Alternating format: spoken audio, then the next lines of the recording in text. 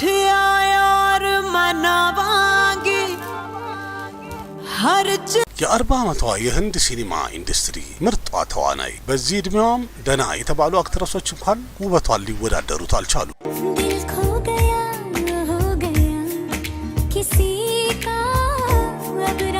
በእርግጥ ወደ ህንድ የመጣችው እሷ አንድ ሞዴል ለመሆን ነበረ። ቢሆንም ግን ውበቷና አቋሟ በአንድ ጊዜ የቦሊውድ አክትረስ አድርጓታል። ከዛ በተጨማሪም ለብዙ ሴት ወጣቶችም ተምሳሌት አድርጓታል።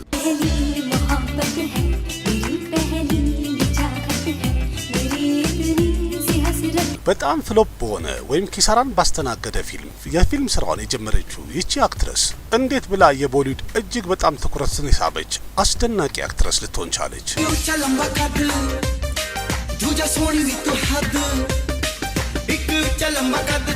ለቋንቋ እንኳን እንግዳ የሆነች እንግሊዝኛ ተናጋሪ ነበረች። በህንድ ቋንቋ ዜሮ የተባለች እንደዛም ሆኖ ለመማር አንድም ቀን እንኳን በህይወቷ ትምህርት ቤት ገብታ አታውቅም ቢባልስ ማን ያምናል?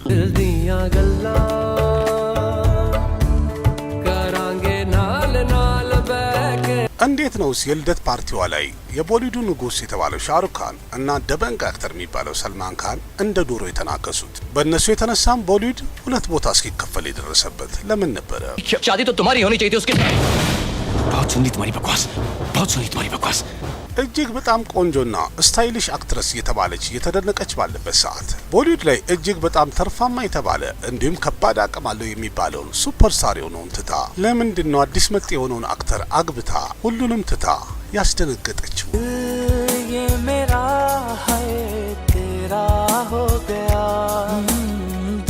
ከታች እስከ ላይዋ በሁሉም አቅጣጫ ስትታይ ቆንጆ ሆና የምትታየው በራሱ የአንድ የውበት መገለጫ ነች ይባላታል። ለሞዴሊንግ በመጣችበት ወደ ትወና ብትገባ የተደረገላት አቀባበልና ያገኘችው ፍቅር በጣም ስላስደመማት በዛው ቀጥላበት ስራዋን እጅግ በጣም ትልቅ ገንዘብ ከሚከፈላቸው የቦሊውድ አክትረሶች ተርታ መቀመጥ የቻለችው እንዴት ነው? የቦሊውዶቹ ካንም ኩማርም እንዲሁም ካፑርም እሷን ጥበቃ ሰልፍ ላይ ነበሩ የተባለላቸው ነው። በድንቅ ትወናዋ እንዲሁም በውበቷ ቦሊውድ ላይ ቅጽል ስሟ ካት ተብሎላታል። ማለትም ካትሪና ኬፍ ነች የዛሬ እንግዳችን።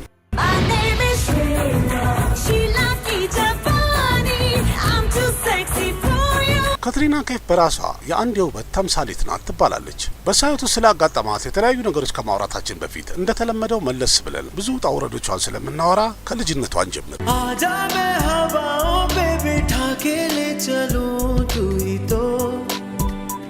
ሰላም ጤና ይስጥልኝ ቤተሰቦች፣ ይህ የምትመለከቱት ቦሊውድ ፕሮፋይል የተሰኘው ፕሮግራም ነው። በእናንተ ጥያቄ የተለያዩ የቦሊውድ ተዋናዮችን የህይወት ታሪክ ወይም ፕሮፋይላቸውን የሚቀርብበት ነው። ቪዲዮን ላይክ አድርጋችሁ መጀመር እንዳትረሱ። ያላችሁን ሀሳብ አስተያየት በኮሜንት አስቀምጡ። ለቤቱ አዲስ የሆናችሁ ደግሞ ሰብስክራይብ አድርጉ። ከቦሊውድ ጋር የተያያዘ ማንኛውንም መረጃ በዚህ ዩቲዩብ ቻናል የምታገኙ ሲሆን ወደ ፕሮግራሙ እንግባ።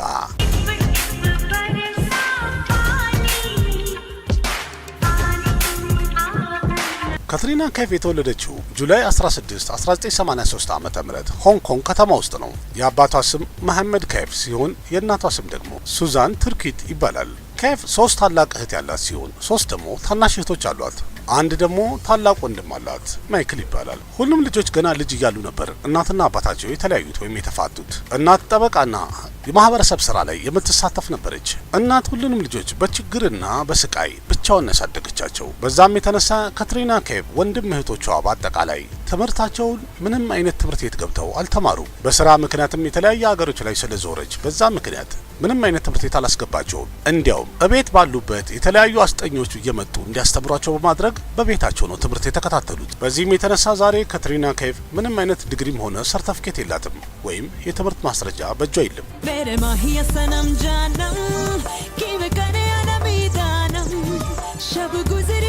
እናቷ ብቻዋን የምታስተዳድረው ቤት ስለነበረ የቤታቸው ሁኔታ ኢኮኖሚካሊም ቢሆን ደህና የሚባል አልነበረም። እንዲያውም ከመጀመሪያ ካትሪና ኬፍም እያደገች ከመጣች በኋላ እቤት ውስጥ በጣም ብዙ ችግሮችን አሳልፋለች። በዛም የተነሳ ገና በ14 ዓመቷ ዩዝ ኮንቴንት ዩቲዩብ ላይ በነበረ ፕሮግራም ተሳታፊ ሆነች። ያን ሽልማት ካሸነፈች በኋላ ለሞዴሊንግ ስራ የተለያዩ ጥያቄዎች ወደ እሷ መምጣት ጀመሩ። እነዚህ የመጡትን ጥያቄዎች በማየት ካትሪና ለመጀመሪያ ጊዜ ወደ ሞዴሊንግ ዓለም እግሯን አስገባች። በዛውም ቀጥላ ለተለያዩ ሀገሮች የተለያየ ፋሽን ሞዴሊንግ መስራት ጀመረች። የፊልም ፕሮዲውሰሩ ፈይዛድ አንድ ጊዜ ለንደን ውስጥ ፋሽን ዊክ በነበረ ሰዓት ላይ ወይም የፋሽን ፕሮግራም ላይ ተካፋይ ነበረ። በዛ ፋሽን ፕሮግራምም አይኑ ካትሪና ከይፍ ላይ አረፈ። ያያት ሞዴሊስት ሁሉ ነገሯ የውጭ ሀገር ሲሆን መልኳ ግን የህንድ ነበር። የዛን ጊዜ የሱ እይታ የካትሪናን እድል ይቀይራል የተባለው ነው። ፈይዛድን በፍጥነት ካትሪናን ካገኛት በኋላ ወደ ህንድ ሲኒማ እንድትመጣ ወይም ወደ ህንድ ፊልም እንድትገባ ጥያቄ ያቀረበላት። ግን በሰዓቱ ፈይዛድ የጠየቃትን ጥያቄ ካትሪና አረ በጭራሽ ብላ ነበር የመለሰችለት።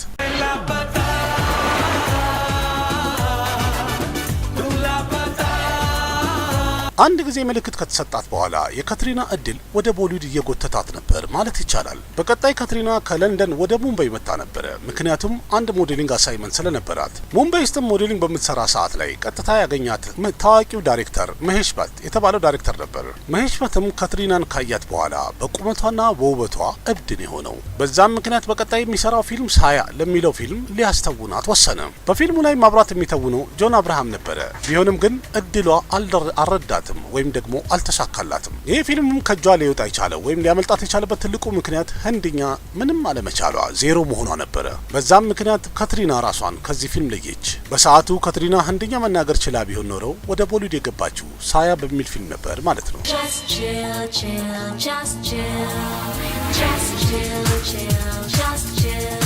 በመቀጠልም በድጋሚ ከሼዛድ ጋር ሊገናኙ ችለዋል። በሰዓቱም ደግሞ ሼዛድ ቡም የተሰኘውን ፊልም ዳይሬክት ያደረገ ነበረ። ለፊልሙም ደግሞ ፍሬሽ የሆነች ቆንጆና በጣም የምታምር ሴት ታስፈልገው ነበረ።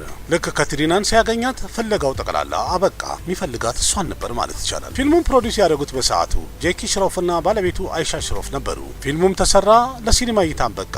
በሰዓቱ ቦክስ ኦፊስ ላይ ፊልሙ በአፍጢሙ ተደፋ የተባለ ያህል ነው የከሰረው። በዛም ምክንያት ፊልሙ ሱፐር ፍሎፕ የተባለ ፊልም መሆን ቻለ። ጄኪ ሽሮፍም ይህም ፊልም ፕሮዲውስ አደርጋለሁ ብሎ ሁሉ ነገሩን አጣ የተባለበት ጊዜ ነበረ። ምክንያቱም ኪሳራው ከፍተኛ ስለነበረ ኢቨን ፊልሙ ተሰርቆ ሞተዋል ተብሏል። ስለዚህ ይህ ፊልም የቦሊውድ የመጀመሪያው ፊልም ለካትሪና ከይፍ ሊሆን ችሏል ማለት ነው።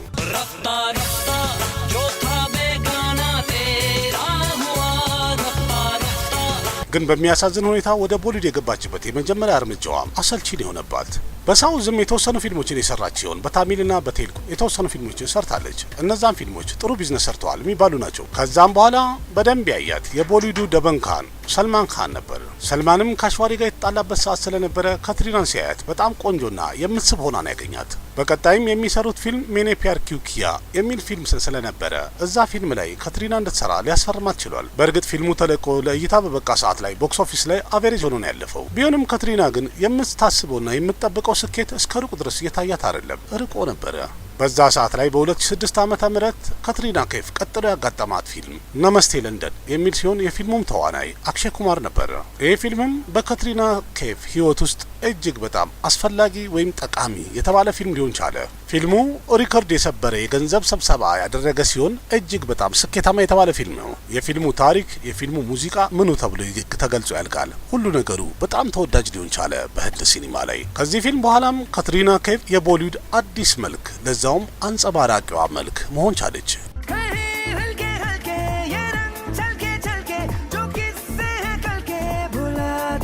ከዚህ ፊልም ስኬት በኋላም የተለያዩ የፊልም ፕሮዲውሰሮችና ዳይሬክተሮች ካትሪና ከይፍን በቀጣይ ስራቸው እንድትሰራላቸው ከመጠየቅ ወደ ኋላ ብለው አያውቁም። በየቀኑ አንዳንድ ፊልም ጥያቄ ይመጣላታል የሚባል ያህል ነበረ። በተርታውም የሰራቻቸውን ፊልሞች ብናይ አፕኔ፣ ፓርትነር፣ ዌልካም፣ ሬስ፣ ሲንግስ ኪንግ፣ አጀብ ፕሬም ኪ ገዘብ ካሃኒ፣ ራጅኒቲ፣ ቦዲጋርድ፣ ኤክታ ታይገር፣ ታይገር ዝንዳሄ እና ታይገር ስሪ። እነዚህ በካትሪና የፊልም ስራ ህይወት ውስጥ እጅግ በጣም ስኬታማ የተባሉ ወይም ጣራ የነኩ ፊልሞች ናቸው። በእነዚህ ስራዎቿም ቀድሞዋት የነበሩ አክትረሶችን ጠቅላላ እንቅልፍ ከለከለቻቸው።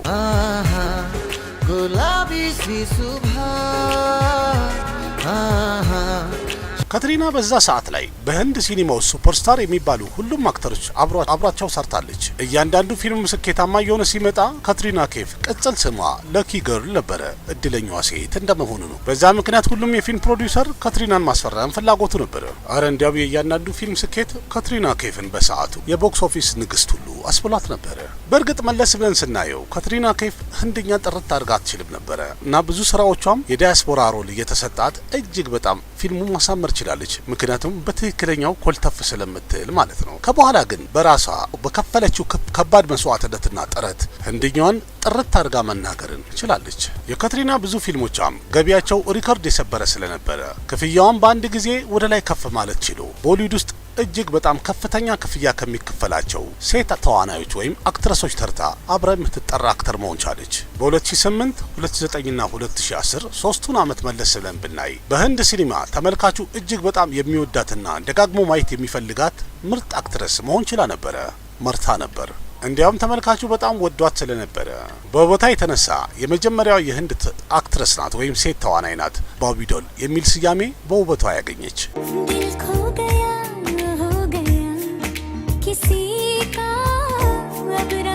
ይህ እንግዲህ የካትሪና ኬፍ የፊልም ጉዞዋን ባጭሩ ስንገልጸው ይህን ይመስላል። ቀጥለን ደግሞ አነጋጋሪ ነገሮቿንና የፍቅር ታሪኮቿን አንድ ላይ ለማየት እንሞክር።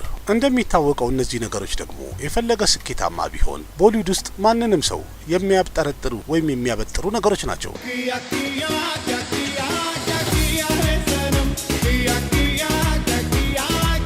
ካትሪና ወደ ቦሊውድ ስራዋን ስትጀምር ሰልማን ካህን መጀመሪያ ረድቷታል። ምክንያቱም በሰዓቱ እጁ ላይ የነበረውን ፊልም ወይም እሱ የሚሰራበትን ፊልም ሜኔ ፕያር ኪዩ ኪያ የሚለውን ስላሰራት ካትሪና ስኬትን አግኝታለች። ሰልማን ካህን በሰዓቱም ቀደም ብዬ እንደገለጽኩትኝ ከአሽዋሪ የተለያየበት ሰዓት ስለነበረ ስለዚህ አሽዋሪን ለመርሳት በሚያደርገው ጥረት ላይ የፊልሙ አክትረስ ካትሪና ኬፍ በጣም ብዙ ነገር ተባብራው ነበር ወይም ረድታው ነበር። በዛ ሁለቱ መገናኘታቸው ስለቀጠለና ያለፈ የፍቅር ታሪኩን ለመርሳት በሚያደርገው ጥረት እንደ አዲስ መቼ ፍቅር እንደያዘው ሁለቱም አልታወቃቸውም። በየቦታውም የተለያዩ ፕሮግራሞች ላይ ፓርቲዎች ላይ ሁለቱ አንድ ላይ እጅ ለእጅ ተያይዘው ስለሚታዩ ተመልካቹ ጠቅላላ ተስፋ ያደረገው ሰልማን ካህን በቃ በአሁኑ ቶሎ ያገባታል ካትሪናን ብሎ ተስፋ አድርጎ ነበር። ግን ህይወት የፈለገችው ሌላ ነገር ነበረ። ይሄም ሊሆን አልቻለም። በዚህኛው ዝምድና መሀልም እንቅፋት የሆነው የሰልማን ካህን ንዴቱ ነው። ስለዚህ ያ ይሄን የፍቅር ዝምድና ሊበታተነው ችሏል።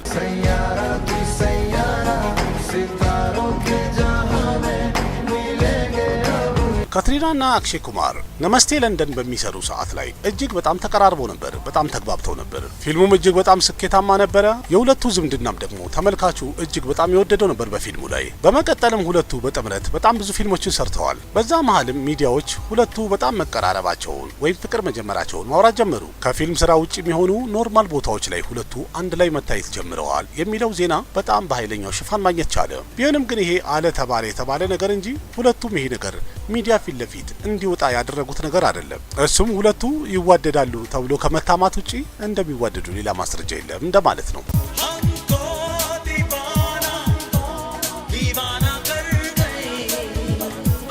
ከዛ በመቀጠልም በ2009 ዓመተ ምህረት ካትሪና አንድ ፊልም ታገኛለች። ያ ፊልምም አጀብ ፕሬምኪ ገዘብ ካሃኒ የተባለው ነው። የፊልሙ መሪ ተዋናይም ረንቢር ከፑር ነበር። ፊልሙንም እየሰሩ ሁለቱ በጣም ተቀራረቡ፣ ጥሩ ጓደኛም ሆኑ፣ የበለጠ ወደፊት እየገፉበት ሄዱ።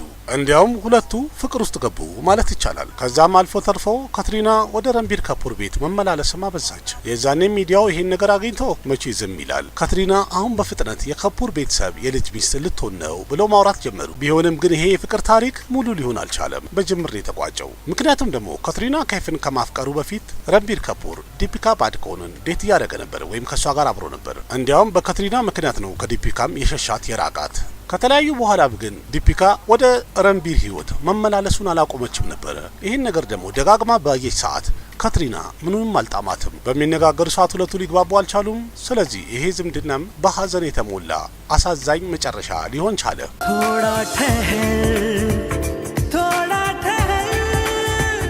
सुन ले जरा አዝና ተከፍታ ብቻዋን በነበረችበት ሰዓት ላይ መልሶ ድጋፍ ይሆናት የመጀመሪያ ፍቅሯ የነበረው ሰልማን ካን ነው። አዎ ከዛ በኋላም በድጋሚ ከሰልማን ካን ጋር ድጋሚ ተቀራረበች። ሰልማንም በቻለው አቅም በሁሉም መንገድ ካትሪናን ሰፖርት ማድረግ ወይም መደገፍ ቀጠለ። እንዲያውም የተለያዩ ብዙ ፊልሞችን እንድታገኝም የሰልማን ካን እርዳታ ወይም የሱ እጅ በከፍተኛ ሁኔታ ነበረበት ተብሏል። ቢሆንም ግን ምን ያደርጋል የሰልማን ካን ንዴቱ ሁሉንም ዝምድናውን ወይም የቀረቡትን ሴቶች ሁሉ ከማባረር መች ረፍት አግኝቶ ሚዲያ ላይ ወጣው መረጃ ብናይ የተለያዩ ፊልሞች ላይ ሆት የሆኑ ሲኖችን የምትሰራው ካትሪና ኬፍ አንዴ ሰልማንን ለማግኘት ወደ ካፌ ሄደች። በሰዓቱ ለብሳ የነበረውም ጂንስና ቶፕ ነበረ፣ ጡት መያዣ ያለው ማለት ነው። በቃ ይሄ አለባበሷን ሲያይ ሰልማን ንዴቱን መቆጣጠር አልቻለም። ነገሩም ወደ ጭቅጭቅ ተቀየረ። በዛም ተናዶ ህዝብ ፊት ለፊት ሰልማን ካን ካትሪናን በጥፊ ለጠፈላት። በአሁኑ ካትሪና ከመጀመሪያ የባሰ በጣም አዘነች በሰልማን።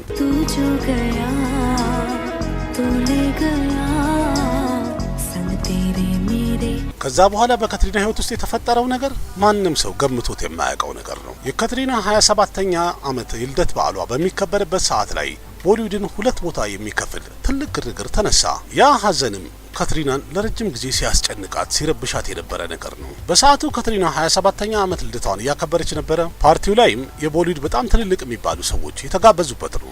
ፓርቲው ላይ ሰልማን ካን ከነቤተሰቡ፣ ሻሩክ ካንም ከነቤተሰቡ፣ ሌሎችም በጣም ብዙ ሰዎች ከነቤተሰባቸው ተገኝተው በፓርቲው ኢንጆይ ያደርጉ ነበረ። ግን በድንገት ሻሩክ ካንና ሰልማን ካን ሁለቱ በንዴት እና በጩኸት ፓርቲውን ሞሉት፣ ቀወጡት። ሁሉም ተደናግጠው ሙዚቃውን ባጠፋ ሰዓት ላይ አንዱ አንዱን እየወቀሰ ነበረ ወይም ክስ እያቀረበ ነበር።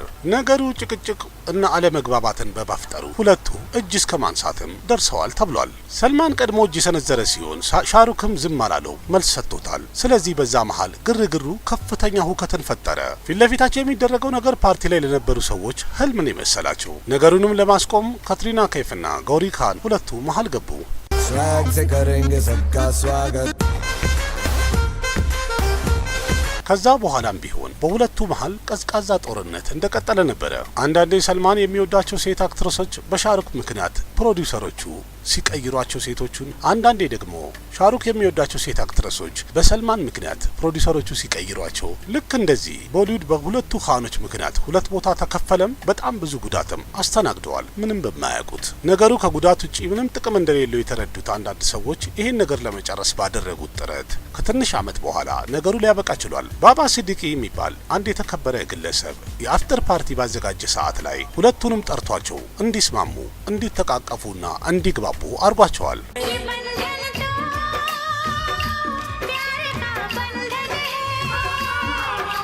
በዚህ ግርግርም በጣም የተጎዳችው ካትሪና ኬፍ ከሰልማን ካን ሙሉ ለሙሉ ላትመለስ ርቃው ሄደች። በጣም ራቀችው። ጊዜም እየገፋ ሄደ። ካትሪና ኬፍም በስራዋ ቀጥላ ራሷን ህይወቷን ለማቃናት ጥረቷን ቀጠለች። ከትንሽ ጊዜ በኋላም በካትሪና ህይወት ውስጥ ያ ሰው መጣ። ማንም ሰው አስቦት የማያውቀው ወደፊትም ሄዶ ይሄው ግለሰብ የህይወት አጋራ ሆነ። ካትሪና ኬፍም 7 ዞራ አገባችው። እሱም ሌላ ሰው አይደለም፣ አዲስ መጤ የሆነው ገና እያደገ ያለው አክተር ቪኪ ኮሸል ነበረ።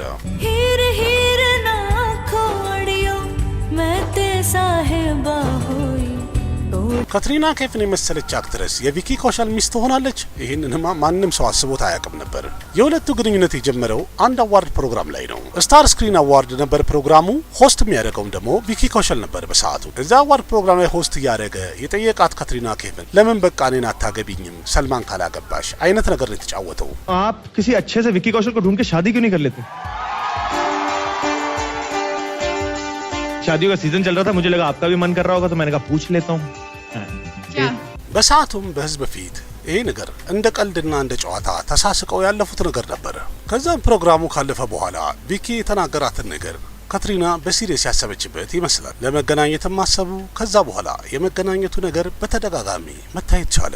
Hi Katrina. Hi.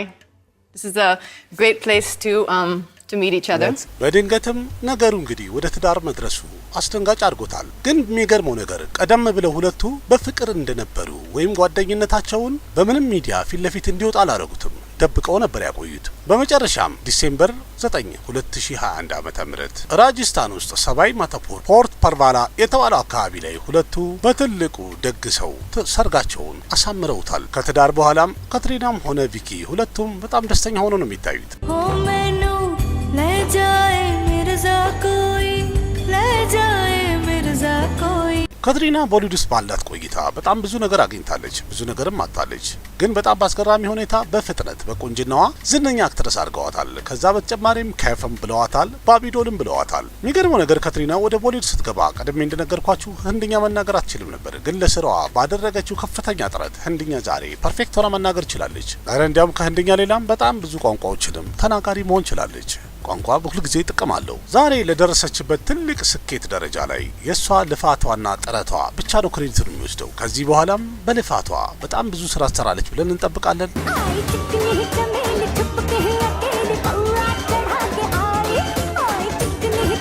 ለቀጣይ ስራዎቿ፣ ፕሮጀክቶቿና ለትዳሯ መልካም እድል እየተመኘሁኝ እዚህ ጋር አጠናቀቃለሁ። እንግዲህ ባጭሩ ጠቅለል ስናደርገው በውጣ ውረድ የተሞላው ድንገተኛ ስኬትም ድንገተኛ ውድቀትንም ያስተናገደችበት አስገራሚው የካትሪና ከይፍ የህይወት ታሪኳ ወይም በስራና ፐርሰናል ፕሮፌሽናልም ላይፏ ይህን ይመስላል።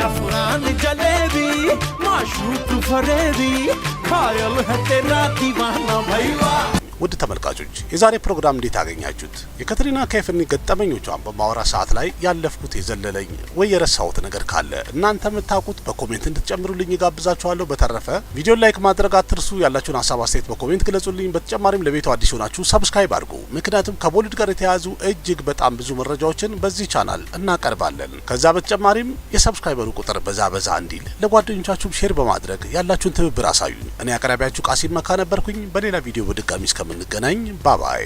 दिल खो गया हो गया किसी का अब रास मोहब्बत है मेरी पहली चाहत है मेरी इतनी सी हसरत चल लंबा कद दूजा सोनी भी तो हद एक चल लंबा कद